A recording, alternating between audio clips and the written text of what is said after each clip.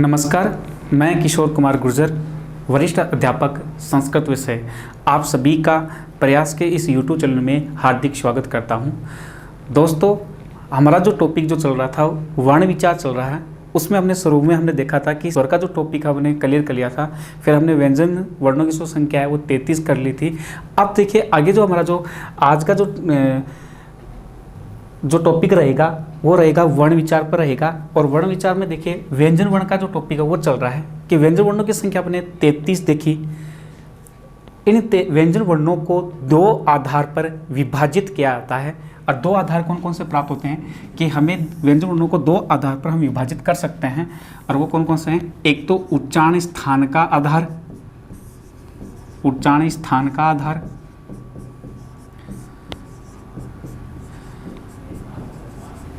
दूसरा आधार प्रयत्न का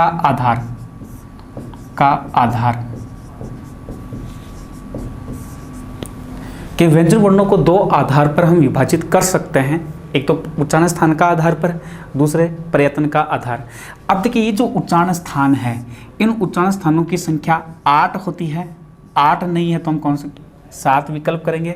उसके बाद में जो ये प्रयत्न है, ये प्रयत्न दो प्रकार का होता है। फिर ये प्रयत्न दो प्रकार के कौन कौन से हैं। एक तो होता है अभ्यंतर प्रयत्न, अभ्यंतर, और दूसरा जो प्रयत्न है वो प्रयत्न है बाह्य प्रयत्न, बाह्य प्रयत्न। अब देखिए ये जो अभ्यंतर जो प्रयत्न है ये 5 भी हैं, और 5 नहीं होगा तो हम विकल्प कौन सा चयन करेंगे, 4 करेंगे। और बाह्य प्रयत्नों की संख्या 11, 11 नहीं है तो 8 करेंगे। अब देखिए लास्ट जो रीट जो भर्ती परीक्षा लगी थी उसमें इस व्यंजन वर्ण का जो डिवाइडेशन है उसमें से प्रश्न पूछे गए हैं। ये जो अभ्यंतर प्रयत्नों की जो संख्या है, ये रीट जो 2000 लास्ट जो रीट लगी है उसमें लेवल फर्स्ट में प्रश्न पूछा गया है, और जो लेवल 2 है उसमें ये प्रश्न पूछा गया है कि बाह्य प्रयत्नों की संख्या कितनी है। तो देखिए कंपैरिजन की जब हम तैयारी करते हैं तो हमारा सबसे महत्वपूर्ण पहला दायित्व ये होता है कि हम जो लास्ट ईयर जो पेपर आया है उस पेपर को हम साथ लेकर चलेंगे कि कहाँ से प्रश्न पूछ रहा है अगला, और अब की बार प्रश्न क्या हो सकता है। इन बातों को साथ में लेकर चलेंगे तो हमने देखा कि जो अभ्यंतर प्रयत्न है इनकी संख्या कितनी प्राप्त होती है, 5 होती है। 5 नहीं है तो हम 4 करेंगे, और बाह्य प्रयत्नों की संख्या 11 है, 11 नहीं है तो हम 8 करेंगे। अब देखिए ये जो उच्चारण स्थान है ये आपके अलग से सिलेबस में भी है, तो निश्चित है रीट में एक प्रश्न जरूर आएगा ये उच्चारण स्थानों से संबंधित। ये तो अलग से सिलेबस में पॉइंट दे रखा है, उसके अलावा प्रयत्न से या फिर स्वर से कोई भी प्रश्न आ सकता है। तो इस प्रकार से जो वर्ण का जो टॉपिक है वो उस रीट जो भर्ती है उसमें वर्ण के टॉपिक से 2 क्वेश्चन निकलेंगे। एक तो उच्चारण स्थान से, और एक या तो प्रयत्न से या फिर वर्णों की संख्या से या स्वरों की संख्या से प्रश्न निकाल लेता है। तो अब देखिए हम देखेंगे पहले कि ये उच्चारण स्थान कितने होते हैं, उच्चारण स्थान कौन कौन से हैं। ये 8 किसके अनुसार हैं, 7 किसके अनुसार हैं। तो इनको एक एक करके हम पढ़ेंगे। तो शुरुआत करते हैं उच्चारण स्थान के आधार पर व्यंजन वर्णों को हम उच्चारण स्थान के आधार पर व्यंजन वर्णों को हम ये जो उच्चारण स्थान है इनकी संख्या 8 होती है। तो पाणिनि ने देखिए उच्चारण स्थानों की जो संख्या है उन संख्या को लेकर हमारे दिमाग में मतभेद चलता है कि ये उच्चारण स्थान होते कितना है। तो उच्चारण स्थान जो है उनकी संख्या मूलतः 8 होगी। अब देखिए पाणिनि ने पाणिनि शिक्षा में एक श्लोक लिखा है, और श्लोक क्या लिखा है कि अष्टो स्थानानि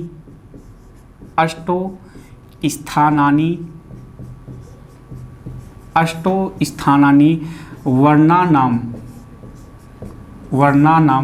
मूरः कंठ शिरस तथा। अष्टो स्थानानि वर्णानाम उरः कंठ शिरस तथा जीवामूल दन्तश्च नासिका ओष्ठो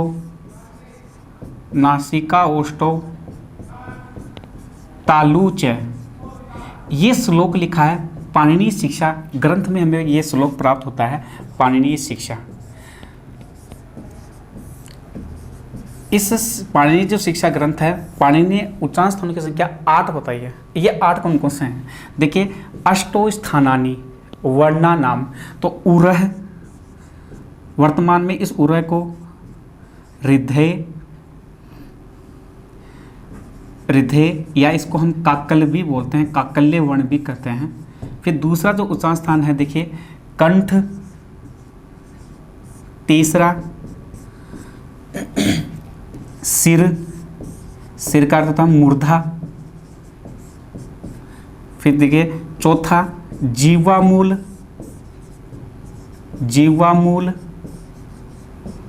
पांचवा दंत, छठा नासिका, जो सातवां है वो ओष्ठ, और आठवां जो हमें उच्चारण स्थान प्राप्त होता है वो तालु प्राप्त होता है। इस प्रकार से पाणिनि ने एक जगह लिखा है कि अष्टो स्थानानि वर्णा नाम मूरह कंठः शिरस तथा जीवामूल दंतश्च नासिका ओष्ठ तालु च, के उच्चारण स्थान 8 होते हैं। उरह, कंठ, सिर को ही हम मूर्धा कहेंगे, जीवामूल, दंत, नासिका, ओष्ठ और तालु। अब देखिए, ये जो 8 उच्चारण स्थान है, ये क्या है कि हमारे मुंह में 8 उच्चारण स्थान होते हैं, लेकिन इन 8 उच्चारण स्थानों के अलावा हमारे मुंह में कुछ 4 कर्ण संज्ञक भी होते हैं, कर्ण भी होते हैं। अर्थ ये कर्ण क्या है कि ये जो 8 उच्चारण स्थान है, इनके अलावा हमारे मुंह में कुछ ऐसे अंग भी है जो हम किसी वर्ण का उच्चारण करने पर हमारी सहायता प्रदान करते हैं, जिनको हम क्या कहते हैं? कर्ण कहते हैं। और वो कर्ण कौन कौन से हैं? एक तो है जीवा, एक स्वर तंत्र, एक कोमल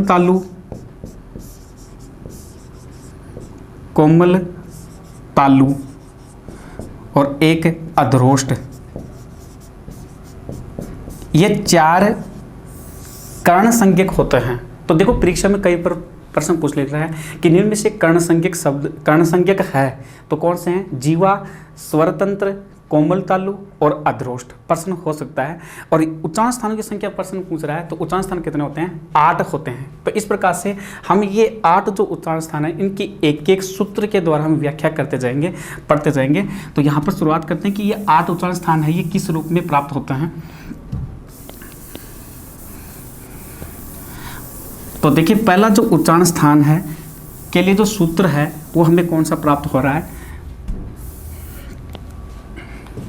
अकुह विसर्जनीय नाम, अकुह विसर्जनीय नाम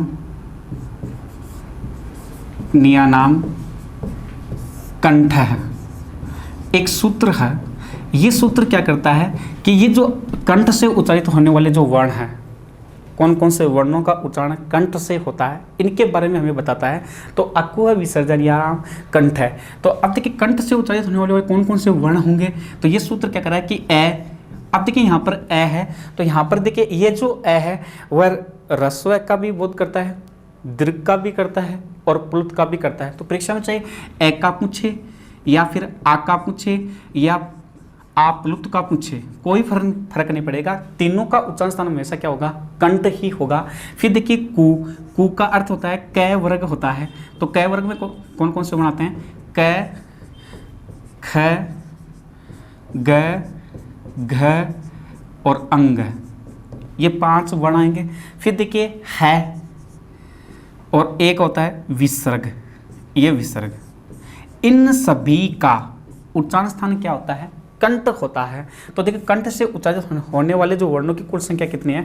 एक तो विसर्ग हो गया, दूसरा है हो गया 2, 5 कै वर्ग हुआ, तो 5 2 7 और 7 3 10। इन 10 वर्णों का उच्चारण स्थान हमेशा क्या होता है? कंठ ही होता है।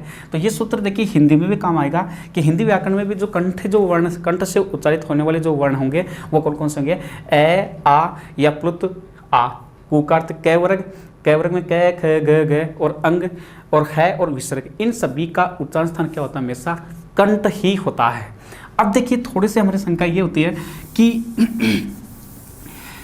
कि हमने देखा कि जो विसर्ग है, ये जो विसर्ग जो वर्ण है विसर्ग जो वर्ण है इसको संस्कृत व्याकरण में आश्रित वर्ण कहा जाता है, आश्रित वर्ण कहते हैं। अर्थात इसका वाक्य में, अकेला वाक्य में प्रयोग नहीं होता है, इसका एक प्रयोग किसी शब्द के साथ होता है। तो अब देखिए इसको लेकर हमें थोड़ी दुविधा होगी।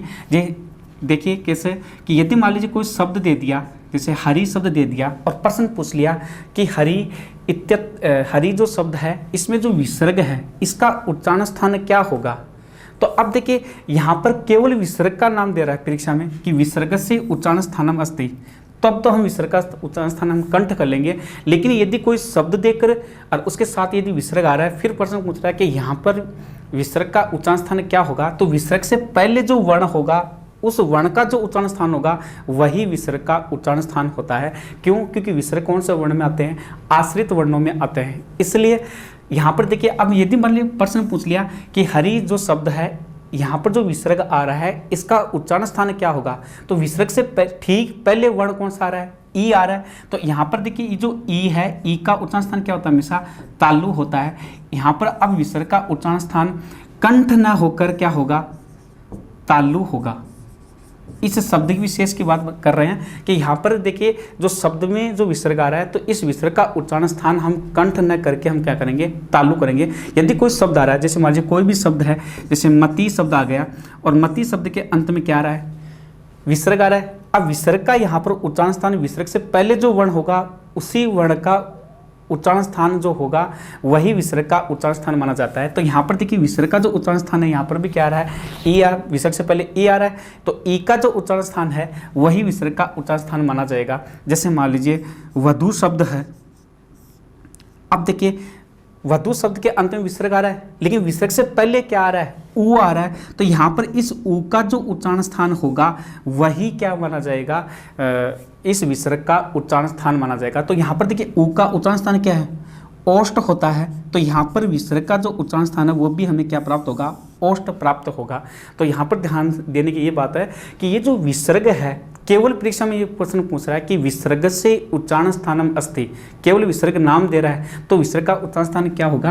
कंठ कर लेंगे। लेकिन किसी शब्द के अंत में विसर्ग आ रहा है और फिर प्रश्न पूछ रहा है कि यहाँ पर विसर्ग का उच्चारण स्थान क्या होगा, तो शब्द विसर्ग से ठीक पहले जो वर्ण होगा उस वर्ण का जो उच्चारण स्थान होगा वही उस विसर्ग का उच्चारण स्थान माना जाता है। जैसे मान लीजिए देखिए प्रश्न देखिए, विसर्ग से उच्चारण स्थानम अस्ति, केवल यहाँ पर देखिए विसर्ग दे रखा है और तब इस तरह से ऑप्शन आ रहा है कंठ, तालु, दंता, ओष्ठ, तब तो हम उत्तर कौन सा करेंगे?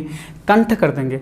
लेकिन देखिए यदि मान लीजिए इस तरह से प्रश्न कर रहा है कि वधु इत्यत्र विसर्गस्य उच्चारण स्थानम अस्ति, जो ये वधु जो शब्द दे रखा है यहाँ पर जो विसर्ग का प्रयोग किया जा रहा है तो इस विसर्ग का उच्चारण स्थान क्या होगा?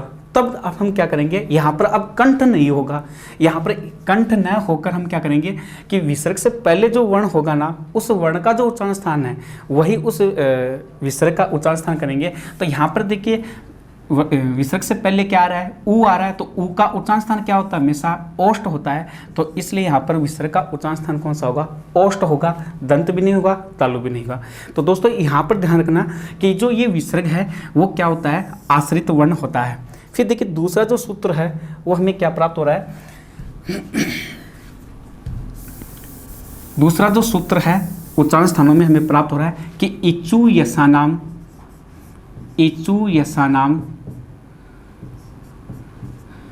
तालु,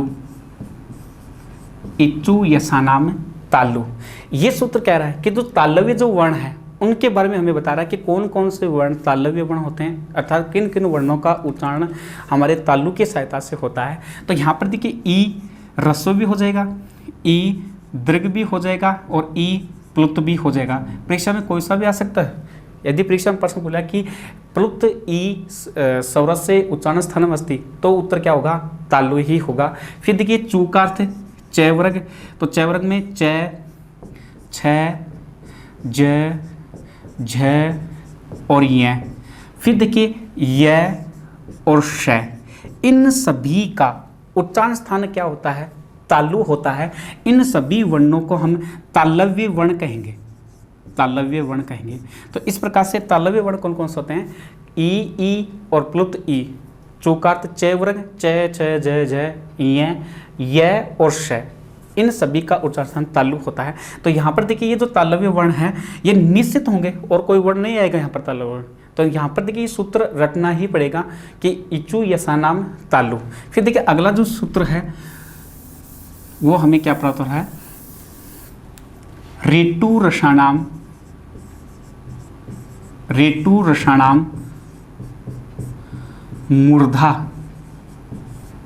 देखिए इस मूर्धा की जगह सिरा भी आ सकता है, रेटु रसाणाम मूर्धा या रेटु रसाणाम सिरा। तो अब देखिए मूर्धन्य वर्ण कौन कौन से हैं, एक तो री, एक दीर्घ री, एक प्लुत री, तीनों का उच्चारण स्थान हमेशा मूर्धा ही होता है। फिर टू का अर्थ ट वर्ग, ट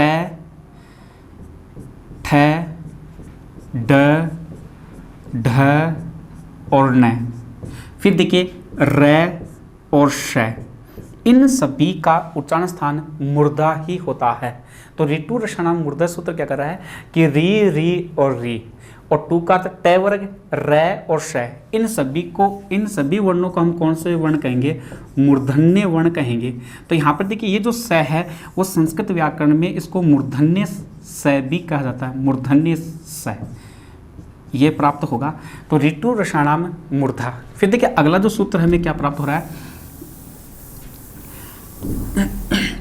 ऋतु लशानाम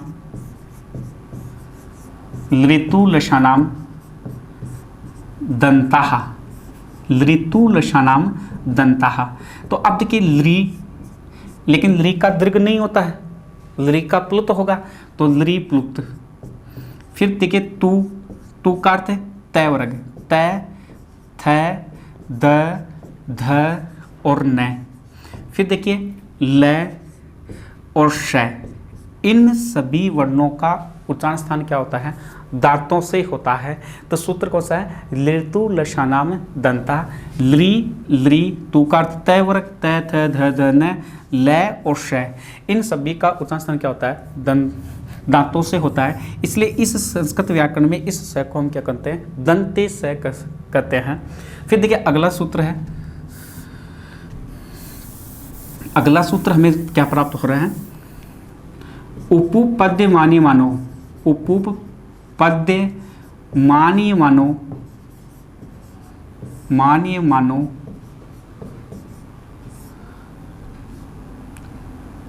मान्यो औष्टौ।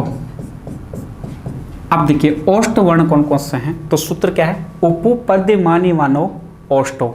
अब देखिए उ रस्व है, उ दीर्घ है और उ प्लुत है। फिर देखिए उपपद्य मानी वर्ण कौन से होते हैं, उपपद्य मानी मानो औष्टौ।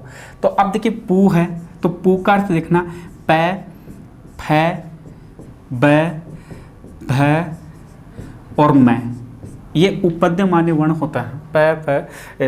ये प फ भ भ मैं। और उपपद्य मान्य वर्ण कौन कौन से होते हैं, यदि मान लीजिए प और फ से पहले अर्ध विसर्ग का प्रयोग कर दिया जाता है तो उन वर्णों को हम उपपद्य मान्य वर्ण माने जाते हैं। जैसे मान लीजिए ये विसर्ग है, अब इस विसर्ग को हम आधा करते हैं, तो अब देखिए विसर्ग को हम आधा करेंगे तो हमें ये चिन्ह प्राप्त होगा, ये चिन्ह प्राप्त हो रहा है। तो यदि मान लीजिए प और फ से पूर्व है, ये जो चिन्ह लगता है इस चिन्ह को हम अर्ध विसर्ग कहते हैं, अर्ध विसर्ग चिन्ह कहेंगे। तो अब निश्चित है कि यदि प और फ से पहले अर्ध विसर्ग का चिन्ह लगता है तो वो वर्ण कौन से होते हैं, उपपद्य मान्य वर्ण होते हैं, उपपद्य मान्य वर्ण होंगे, उपपद्य मान्य वर्ण। उन वर्णों को हम उपपद्य वर्ण मान्य वर्ण कहेंगे और वो कौन से होते हैं, प और फ। ब नहीं होगा, निश्चित शब्द हैं, प और फ ही क्या होते हैं, उपपद्य मान्य वर्ण होते हैं। तो अब देखिए उ और प्लुत उ, फिर पू का अर्थ प वर्ग प फ भ मैं। और उपपद्य मान्य वर्ण कौन से होते हैं, यदि प और फ से पहले अर्ध विसर्ग का चिन्ह लगता है तो इन वर्णों का उच्चारण स्थान हमेशा क्या होता है, ओष्ठ होता है। इन सभी का उच्चारण स्थान हमेशा ओष्ठ ही होगा। तो इस प्रकार से देखो कई बार प्रश्न पूछ लेता है कि निम्न में से कौन सा उपपद्यमान्य वर्ण है। तो उपपद्यमान्य वर्ण दो ही होंगे, और वो कौन कौन से होंगे, एक तो प होगा और दूसरा फ होगा। लेकिन शर्त क्या है कि इन प और फ से पहले ये चिन्ह लगना जरूरी होगा। यदि केवल प कर रहे हैं तो ये उपपद्यमान्य वर्ण नहीं होगा। यदि प से पहले ये चिन्ह लगता है तब ये उपपद्यमान्य वर्ण मान लिया जाता है कि अर्ध विसर्ग का प्रयोग यदि प और फ से पहले होगा। यदि ब से पहले आप अर्ध विसर्ग का प्रयोग कर रहे हो तो ये उपपद्यमान्य वर्ण कभी नहीं माना जाएगा। तो यहाँ पर देखिए ध्यान रखना कि उ और प्लुप्त उ और पु का अर्थ प वर्ग और उपपद्यमान्य वर्ण कौन से हैं, प और फ। यदि इनसे पहले अर्ध विसर्ग का चिन्ह लगाया जाता है तो इनको वर्णों को हम क्या कर देते हैं, उपपद्यमान्य वर्ण कह देते हैं। तो इस प्रकार इन सभी का उच्चारण स्थान क्या होता है, ओष्ठ होता है। फिर देखिए अगला जो सूत्र है हमें क्या प्राप्त हो रहा है, यम गण नम नासिकाश्च, यम गण नम नासिकाश्च। तो अब देखिए यम जो एक प्रत्यार है और यम प्रत्यार में जो वर्णों का जो क्रम है वो हमें क्या प्राप्त होता है, य म ग ण और न, ये प्राप्त हो रहा है। तो यम जो वर्ण है सूत्र क्या है, यम गण नम नासिकाश्च। तो यम एक प्रत्यार है जिसको भट्टोजी दीक्षित ने स्वीकार किया था। तो यम प्रत्यार में कौन कौन से वर्ण आते हैं, य म ग ण। देखिए दोस्तों इनका क्रम ध्यान रखना, क्योंकि पिछली बार अंतस्थ वर्णों का क्रम पूछ रहा। तो यदि मान लीजिए आपके बार प्रश्न पूछ ले कि जो नासिके जो वर्ण हैं इनका क्रम क्या है, तो हमें क्रम क्या प्राप्त होगा, य म ग ण और न। और इन सभी का उच्चारण स्थान कहाँ से होता है, नाक से होता है। इसलिए इन वर्णों को हम क्या कहते हैं, नासिके वर्ण कहेंगे। अब देखिए अगला जो सूत्र है वो क्या पता है कि नासिका अनुस्वार से, नासिका अनुस्वार से, जो अनुस्वार है उसका उच्चारण स्थान भी क्या होता है, नासिका से होता है। तो ये जो अनुस्वार है इसका उच्चारण स्थान भी कहाँ से होता है, नाक से होता है। इस प्रकार से जो नासिके जो वर्णों की जो कुल संख्या है 5 तो ये हो गई और एक ये हो जाएगा, तो ऊपर वाले 5 हो जाएंगे और एक ये हो जाएगा। तो नासिके वर्णों की यदि संख्या पूछ रहा है तो वर्णों की संख्या कितनी होगी, 6 प्राप्त होगी। तो नासिका अनुस्वार से। अब देखिए थोड़ी सी दिक्कत ये होती है कि ये जो ये है इसका उच्चारण स्थान तालु भी होता है, मैं है इसका उच्चारण स्थान ओष्ठ भी होता है, ग है इसका उच्चारण स्थान कंठ भी होता है। तो अब देखिए यदि परीक्षा में दोनों ऑप्शन में आ जाए, तो यदि इस तरह से ऑप्शन यदि अगला कर रहा है तो इस ऑप्शन को इस प्रकार से हम हल करेंगे। देखिए पहले तो ये क्वेश्चन देखिए, नासिके वर्ण यम वर्ण से इत्यस्य कर्म अस्ति। यदि कर्म की बात की जाए और नासिके वर्ण और अगला यम दे तो इनका जो कर्म है हमें क्या प्राप्त हो रहा है, य मैं ग ण और न, 2 नंबर विकल्प करेंगे। फिर देखिए अगला देखिए, अब देखिए ण वर्ण से उच्चारण स्थानम अस्ति, ण का उच्चारण स्थान है और इस तरह से अगला ऑप्शन कर रहा है। अब यदि देखिए परीक्षा ऑप्शन आधारित है तो हमें 4 ऑप्शन पढ़कर ही अंतिम उत्तर का चयन करना है। तो यहाँ पर देखिए यदि इस तरह से ऑप्शन कर रहा है तो हमें चारों ऑप्शन पढ़कर ही उत्तर देना है। तो हम पहले देखेंगे कि ण का जो उच्चारण स्थान है वो हमें क्या प्राप्त हो रहा है, एक तो मूर्धा भी प्राप्त हो रहा है, इसका मतलब ऋतु रसाणाम मूर्धा, ये भी सही है। फिर देखा तालु नहीं है, नासिका भी है, क्योंकि ओष्ठ और तालु तो होते नहीं। तो अब देखिए दोनों ऑप्शन में दे रहा है, तो यदि दोनों ऑप्शन में दे रहा है तो हम पहले देखो मूर्धा भी होता है, नासिका भी होता है। तो यदि दोनों ऑप्शन दे रहा है तो हम पहले किस विकल्प को चयन करेंगे, नासिका करेंगे। क्यों, क्योंकि ण का अलग से उच्चारण स्थान और दे रखा है और वो सूत्र कौन से सूत्र है, यम गणनम नासिका से। तो इस तरह से यदि मूर्धा और नासिका में से छांटना है तो पहले हम कौन सा करेंगे, नासिका करेंगे। देखिए और यदि मान लीजिए इस तरह से ऑप्शन कर रहा है कि मूर्धा नासिका उभौ को अपी न, कि इनमें से कोई सा नहीं है। तो अब देखिए मूर्धा, अब हमने देखा कि ण का जो उच्चारण स्थान है मूर्धा भी होता है, नासिका भी होता है। अब उभौ का अर्थ होता है ऊपर वाले विकल्प दोनों, ऊपर वाले विकल्प यानी 1 नंबर भी सही है, 2 नंबर भी सही है। तब हम कौन से विकल्प का चयन करेंगे, उभौ का करेंगे। यहाँ पर 3 नंबर उत्तर सही होगा। और यदि मान लीजिए इस तरह से ऑप्शन दे रहा है अगला कि मूर्धा ओष्ठ, तालु, कंठ। तब हम क्या करेंगे, अब हमने देखा कि ण का जो उच्चारण स्थान है वो क्या होता है, हमेशा मुर्दा ही है, क्योंकि और कोई हमें उच्चारण स्थान प्राप्त नहीं हो रहा है। तो इस प्रकार से क्या परीक्षा क्या ऑप्शन आधारित है, तो ऑप्शन आधारित होने के कारण हमें इस प्रकार से अपने उत्तरों का चयन करना है। फिर देखिए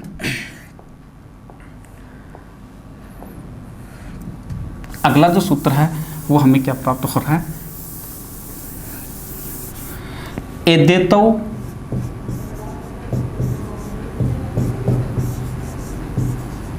कंठ तालु, एदेतो कंठ तालु। देखो ए और आई जो स्वर है इनका उच्चारण स्थान दो जगह से होता है, इसलिए इन दो वर्णों को, दो वर्ण और भी रहेंगे और एक वर्ण, यानी कम से कम 5 या 6 वर्ण ऐसे हैं जिनको द्विस्थानिक वर्ण भी बोलते हैं, दो स्थानों से इनका उच्चारण स्थान होता है। तो अब देखिए ए की जो व्युत्पत्ति है वो कैसे बनी है। अब देखिए गुण संधि के तहत हमें क्या प्राप्त होता है, ए धन ई बराबर क्या प्राप्त हो रहा है, ए प्राप्त हो रहा है। तो हमने देखा कि जो ए का उच्चारण स्थान क्या है, कंठ, और ई का तालु, दोनों को जोड़ोगे तो हमें ये इस ए का उच्चारण स्थान में क्या प्राप्त होगा, कंठ तालु प्राप्त होगा। इस प्रकार से ए और आई इन दोनों वर्णों का उच्चारण स्थान हमेशा क्या होता है, कंठ तालु ही प्राप्त होगा। तो एदेतो कंठ तालु सूत्र क्या करा है कि ए और आई इन दो जो स्वर हैं इनका उच्चारण स्थान क्या होता है, कंठ तालु होता है। फिर देखिए अगला जो सूत्र है वो हमें क्या प्राप्त हो रहा है, ओदोतो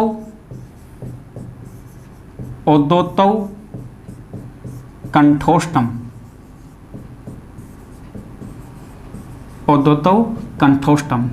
देखिए ओ और औ, तो देखिए ओ की जो उत्पत्ति है किस प्रकार से, ए धन उ बराबर हमें क्या प्राप्त हो रहा है, ओ प्राप्त हो रहा है। तो देखिए ए का उच्चारण स्थान क्या होता है, कंठ, और उ का ओष्ठ, दोनों को हम जोड़ेंगे तो हमें शब्द क्या प्राप्त होगा, इधर शब्द आएगा कंठोष्ठ प्राप्त होगा। तो अब देखिए कंठोष्ठ जो वर्ण है वो कौन कौन से हैं, ओ और औ, इन दोनों वर्णों का उच्चारण स्थान क्या होता है, हमेशा कंठोष्ठ होता है। तो देखिए ओ और औ इन दोनों वर्णों का उच्चारण स्थान कंठोष्ठ होता है। फिर देखिए अगला जो सूत्र है वो हमें क्या प्राप्त हो रहा है, वकार से, लगभग परीक्षा में यही प्रश्न पूछता है, वकार से दंतोष्टम, वकार से दंतोष्टम, कि व का जो उच्चारण स्थान है वो हमेशा क्या होता है, दंतोष्ठ होता है। केवल व का उच्चारण स्थान हमेशा दंतोष्ठ होता है, दंतोष्ठ होगा। फिर देखिए अगला जो सूत्र है वो हमें क्या प्राप्त हो रहा है, जीवामूल्य से जीवामूलम, जीवामूल्य से मूल्य से जीवामूलम।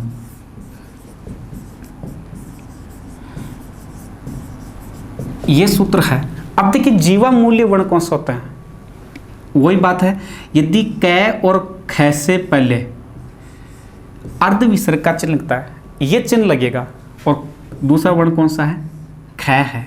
यदि कै और ख से पहले अर्ध विसर्ग का चिन्ह लगा दिया जाता है तो वे वर्ण कौन से होते हैं, जीवामूल्य वर्ण हो जाते हैं, और इनका उच्चारण स्थान भी क्या होता है, जीवामूल ही होता है। तो यहाँ पर देखिए वही बात है जो पै और फै में हमने देखा कि पै और फै तो कौन से होते हैं, थोड़ा सा ध्यान रखना इनका, पै और फै ये दोनों वर्ण तो उपपदमामूल्य हैं, उपपदमामूल वर्ण कहते हैं, लेकिन कै और ख कौन से हैं, जीवामूल वर्ण होंगे।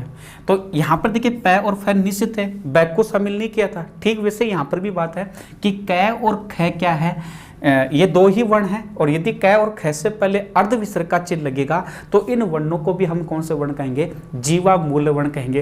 तो अब देखिए यदि मान लीजिए केवल कै का उच्चारण स्थान दे रहा है, केवल कै इस तरह से कर रहा है, तो कै का जो उच्चारण स्थान है वो क्या हो जाएगा, कंठ हो जाएगा। लेकिन यदि मान लीजिए ये दे दिया और प्रश्न पूछ लिया कि ये वर्ण है, ये चिन्ह लगा के दे दिया, और फिर पूछ लिया कि इसका उच्चारण स्थान क्या होगा, तब हम इसका उच्चारण स्थान हमेशा हम क्या करेंगे, जीवामूल ही करेंगे। इसका उच्चारण स्थान जीवामूल होगा।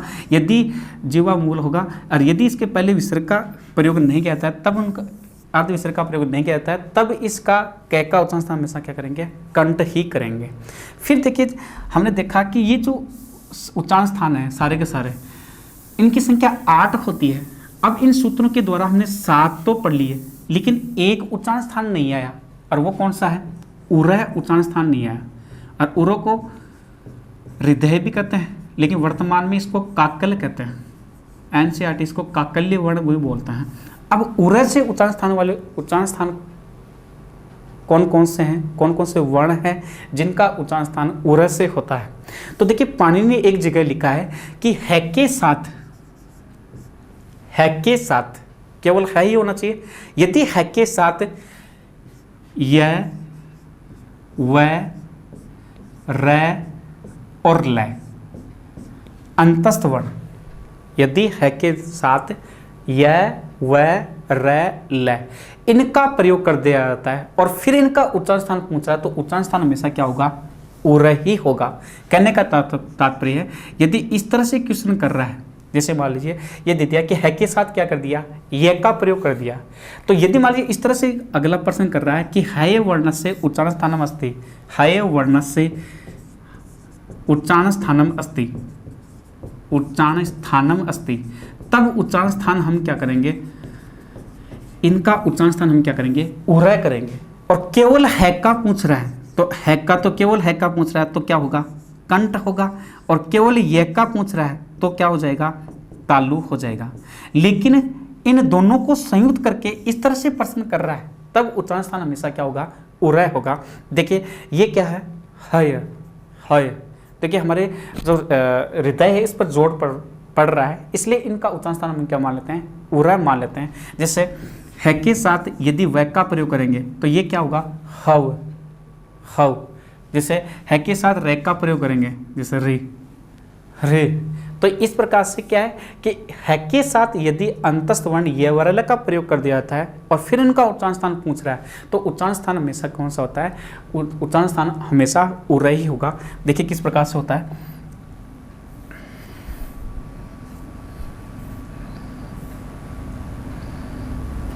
पहला देखिए ये प्रश्न देखिए, निम्नांकितेषु जीवामूल्य वर्ण अस्ति, कि निम्न में से कौन सा जीवामूल्य वर्ण है। तो जीवामूल्य वर्ण कौन सा होते हैं, कै और ख होते हैं, और उपपद मूल्य पै और फै, लेकिन इनसे पहले क्या हो, अर्ध विसर्ग का चिन्ह लगाना चाहिए। तो अब देखिए जीवामूल्य वर्ण कौन से, कै तो नहीं है, कि फिर देखिए चय भी नहीं होगा, तो यहाँ पर जीवामूल्य वर्ण कौन सा है, ख होगा। फिर देखिए अगला दूसरा तो देखना, यदि इस तरह से प्रश्न कर रहा है कि हय इत्यस्य उच्चारण स्थानम अस्ति, कि हय जो शब्द है इसका उच्चारण स्थान, यानी ये जो वर्ण है इनका उच्चारण स्थान क्या होगा, तब हम 2 नंबर विकल्प करेंगे और उत्तर क्या होगा, उरह करेंगे। इस प्रकार से हमें उत्तरों की प्राप्ति करनी होगी। फिर देखिए ये जो पाणिनि है इसने उच्चारण स्थान 8 बताए, ये 8 हमने देख लिए, लेकिन भट्टोजी दीक्षित नाम का एक विद्वान था, इसने क्या किया कि अपने ग्रंथ में, व्याकरण सिद्धांत ग्रंथ में इसने 7 उच्चारण स्थान स्वीकार किए हैं। इसने क्या कि जो पाणिनि के द्वारा जो बनाया गया जो उरह है, ये उरह है, उस उच्चारण स्थान को स्वीकार नहीं किया है। और किसने नहीं किया, भट्टोजी दीक्षित ने नहीं स्वीकार किया। और इसने अपना एक ग्रंथ लिखा था, और वो ग्रंथ कौन सा लिखा था, वैयाकरण सिद्धांत कौमुदी, वैयाकरण सिद्धांत कौमुदी। इसने अपने ग्रंथ में उच्चारण जो स्थान है, उच्चारण स्थान, इनकी संख्या 7 बताई है। इसने कौन सा उच्चारण स्थान स्वीकार नहीं किया है, इसने उरह उच्चारण स्थान स्वीकार नहीं किया है। तो ध्यान देना, यदि किसी ने ये कर रहा है कि भट्टोजी दीक्षित अनुसारम उच्चारण स्थानानि कति, तब तो उत्तर हम कितने करेंगे, 7 करेंगे। उसके अलावा किसी भी ग्रंथ का नाम ले, अष्टाध्यायी का ले, किसी ग्रंथ का नाम ले, या किसी भी राइटर का नाम ले, अगला किसी भी लेखक का नाम ले, तब हम उच्चारण स्थान हमेशा क्या करेंगे, 8 ही करेंगे। 8 नहीं है तब हम विकल्प 7 करेंगे। इस प्रकार से ये 8 उच्चारण स्थान है। क्वेश्चन निश्चित पुट ऑफ होता है हर बार परीक्षा में, जो रेट जो बढ़ती है इससे क्वेश्चन निकलता है। तो ये देखिए व्यंजन वर्णों को हमने 2 आधार पर विभाजित किया है, एक तो उच्चारण स्थान के आधार पर और दूसरा प्रयत्न का आधार। तो अब देखिए ये जो प्रयत्न है ये कितने हैं, तो ये देखना हमारा जो टॉपिक चल रहा है व्यंजन वर्ण चल रहा है। तो अब देखिए जो दूसरा जो आधार है वो आधार कौन सा है? प्रयत्न का आधार, प्रयत्न का आधार। तो व्यंजन वर्णों को दो आधार पर हम विभाजित करते हैं और दूसरा आधार प्रयत्न का आधार है। और ये जो प्रयत्न कितने प्रकार का होता है? दो प्रकार का होता है। और वो कौन कौन से होते हैं? एक तो होता है अभ्यंतर प्रयत्न, अभ्यंतर प्रयत्न, दूसरा बाह्य प्रयत्न, बाह्य प्रयत्न। अब देखिए ये जो अभ्यंतर प्रयत्न है इनकी संख्या 5, 5 नहीं है तो 4, और जो बाह्य प्रयत्न है इनकी संख्या 11, 11 नहीं है तो 8। तो अगली जो हमारी जो क्लास रहेगी उसमें हम पहले देखेंगे अभ्यंतर प्रयत्न और उसके बाद में देखेंगे बाह्य प्रयत्न। और यदि मान लीजिए प्रयत्नों की संख्या प्रश्न पूछ रहा है कि प्रयत्न कतिधा, तो उत्तर कितना आएगा? द्विधा। तो ये तो देखो फर्स्ट ग्रेड जो अभी रिजल्ट जो आ रहे हैं उसमें प्रश्न पूछा था प्रथम श्रेणी में संस्कृत में, और प्रश्न पूछा था प्रयत्न कतिधा, या इस प्रयत्न को हम क्या बोलते हैं? यत्न भी कह सकते हैं। बात एक ही है, परिश्रम कौशल सदा से है कि यत्न कतिधा या प्रयत्न कतिधा। तो हमेशा उत्तर कितना आएगा? 2 आएगा। और ये कौन से हैं? अभ्यंतर और बाह्य। तो अगली क्लास में हम देखेंगे कि पहले जो हम देखेंगे अभ्यंतर प्रयत्न और दूसरे बाह्य प्रयत्न। धन्यवाद।